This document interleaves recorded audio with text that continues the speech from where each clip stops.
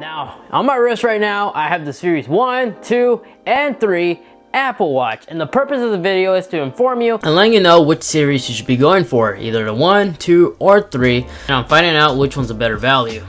The watches I will be using for this comparison is the Series 1 Sport, the Nike Plus Series 2, and the Series 3 Sport non-LTE. All three are the 42mm size. So let's go ahead and look at the spec sheets by going over the different advantages one has over the other. But instead of reading all this, let's make this entertaining by just highlighting the big changes. The Series 3 obviously gets a more powerful processor since it's the newest one. The Series 3 also gets more RAM compared to the Series 1 and 2. The Series 3 with the LTE is the only one that gets you 16 gigs of memory storage. And the battery life, Apple is estimating that it could get up to 18 hours of battery life. And I can verify that you get pretty close after my time of usage. I can't say the same about the LTE model since the LTE one is known for having the worst battery out of the three once you start relying on that LTE signal. And for the display, they all have the OLED Retina display, just the Series 1 is the only one with a 450 nits. What does this mean, you may ask? Well, if you look at your watch in direct sunlight, you can easily see that the Series 2 and 3 are clearly more visible to be read in this kind of situation. A benefit of getting the Series 2 and 3 is that you will have GPS, so if you're a runner, you can easily see how far you travel without needing to carry your phone around. The Series 1 is also the only one that's splash resistant, not waterproof. Yet people have swim with them. I even took showers with my Series 1 and haven't experienced any issues, but the Series 2 and 3 are the only ones that's waterproof up to 50 meters. But I still wouldn't find myself or anybody else really scuba diving with an Apple Watch. So all three of these Apple Watches are on the latest firmware, which is watchOS 4. Now the first test, let's go ahead and just start by doing a normal startup comparison on which series Apple Watch will boot up faster. So then we see that the Series 3 came in first, Series 2 second, and Series 1 in third. Alright, now let's go ahead and see how Siri performs. Hey Siri, how's the weather outside? It should be nice today, up to 87 degrees. Okay, not bad, just a few seconds slower.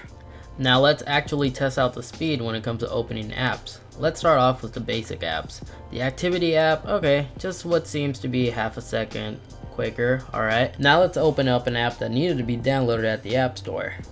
The Apple Store app takes a little bit longer to open, but as we're clearly seeing that the Series 3 is definitely taking a lead. And there it goes, once again came in first place.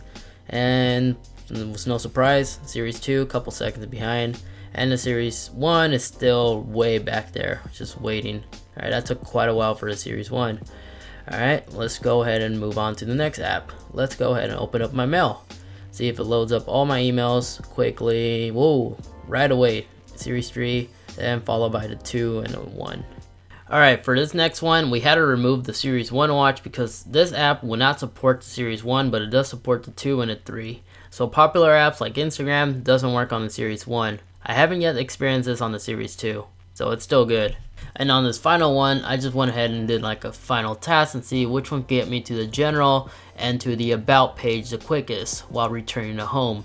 And yes, the Series 3 once again came on top and a few seconds behind the Series 2 and way back the Series 1. Yeah, there's a huge speed difference between the three. Now in the early beginning, you probably noticed that one of the Apple Watches was talking back to me. The Series 3 now has a new feature where Siri is able to actually respond to you once it gives you the answer. Hey Siri, how's the weather in Los Angeles? Here's the weather for Los Angeles today.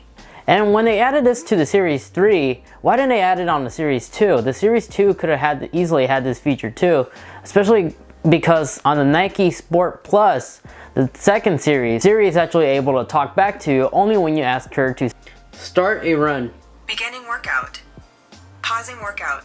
But this might become annoying to some people. This is a feature that was kind of unnecessary. I've been using Apple Watches in the past. I never really wanted Siri to talk back to me. But this is a setting that you're able to go in to disable. And while we're still on the topic on comparing these two sport watches, we should also discuss some things you need to know about the Apple Plus and the normal Apple Sport Watch. So if you're planning on picking up an Apple Sport Watch, I highly recommend looking into the Nike Plus because not only do you get some exclusive watch faces and an exclusive watch color, but for the same price you'll get a glass bottom heart rate monitor that's found on Apple's higher end smartwatches. because the standard sport watch would just give you plastic heart rate instead of the glass, and this will help prevent scratches when charging on the charger, and it also looks nicer.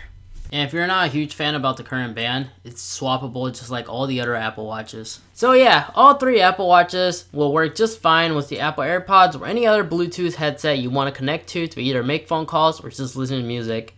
And if we compare the exterior side by side, we can see they're clearly the same. The Series 3 is known to be a little bit thicker, but not by a lot. It's not really noticeable, and all the other previous Apple accessories will work just fine on the Series 3 Apple Watch. Well, let me go give you my thoughts and opinions on all 3 of these Apple Watches. From my experience from using all 3 of them, I would highly suggest skipping the Series 1 and just get yourself the Series 3 for additional $80 more. It's worth it, especially since the Series 1 is now lacking support on some applications. And if you find yourself finding a Series 2 on sale, like right now as the time making this video, the Series 2 is on sale at my Best Buy for around $269. That's a great buy right there for the amount of money you're paying and the performance that we tested. They're not really that far apart.